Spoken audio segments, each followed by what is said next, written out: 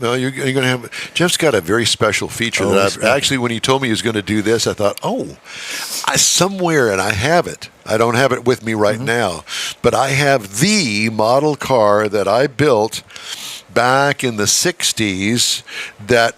Because I was going to Meyer Speedway and seeing all the 55 Chevys run around there in the sportsman class, I wrecked it. And so what I did was I heated up the front end and I smashed it in so it looked like it had hit the fence head on, you know. So then I got a story to that where years ago I had a little red wagon, a model of a little red wagon. Yep. And we saw one. And the little red wagon, which was a Dodge. And I think we saw it at like one of the events we were at. And I told Jason, I said, I like that car. I had one when I was a kid. I explained it to him.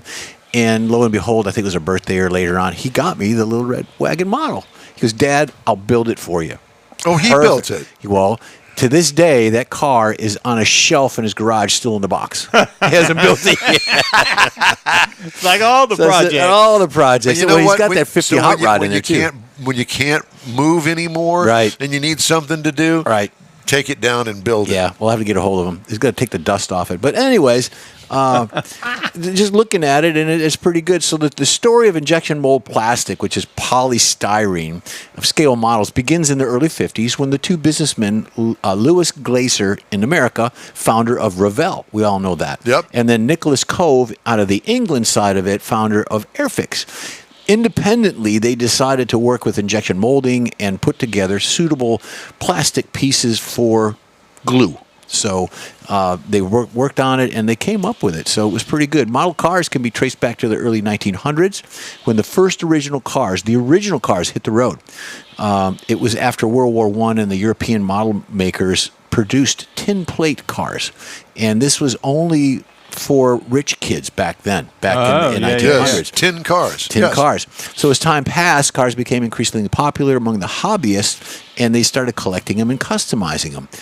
It was a hobby that required both patience and creativity, and an opportunity for individuals to express their passions for automobiles. Golly, I remember that. Do you remember that? Yes. Okay. Well, it's an excellent educational tool for children. Hand-eye coordination, different types of models, and they get to look at the automobiles. See, I didn't think of it that way, but I get it. And then they're studying the replicas of Dad's got a Pontiac and I've got a model of a Pontiac, whatever the case.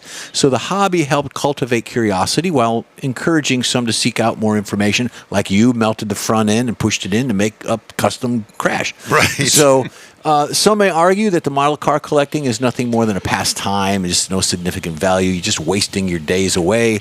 But it fosters positive values. Hobbies like model car collecting encourage people to be more motivated, like you, Mike, patient and detail-oriented, qualities that can help in their personal and professional lives. However, collectors still argue whether hand-built models of factory assemblies are worth the time spending it more, on that project or doing other things.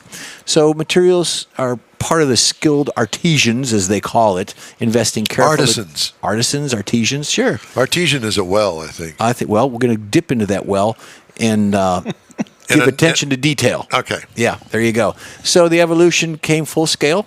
There are people that still do it. There are enthusiasts. Can you still buy them? You can. And here's the kicker. You can go to like a Hobby Lobby and find them. You're not going to find a scale model car that you see that we build today, like that one there, for under $30. Some are $40. They're online, some of the classics, for $200. Whoa. You're kidding me. Like that right there, you can buy, if it's a classic and there's very hard to get hold of, they don't make anymore, people collect them, and you can buy one for around $150 to $200. They collect them unassembled. They collect them in a box. Yeah. Oh, my gosh. Is Revell still in business? Revell's still in business. AMT's still in business. There's a couple others out there, some, I don't want to say off-brands, but things I've never heard of, but you can still buy them. Chinese or something. Well, it could be, but you can go to your local hobby store or toy store, or go to an event like we've been. At the like Autorama, where they have a big swap meet. Specifically Autorama, or the Corvette we did down in Galveston. In fact, there was a guy that had nothing but models, and he was selling them. And he had them in groups. Like, he had all the Chevys in a group, he had all the Fords in a group. Yeah, I remember that now. I didn't stop and look at it. You got time to do that, don't you, Mars? Yeah. He's got patience. He does.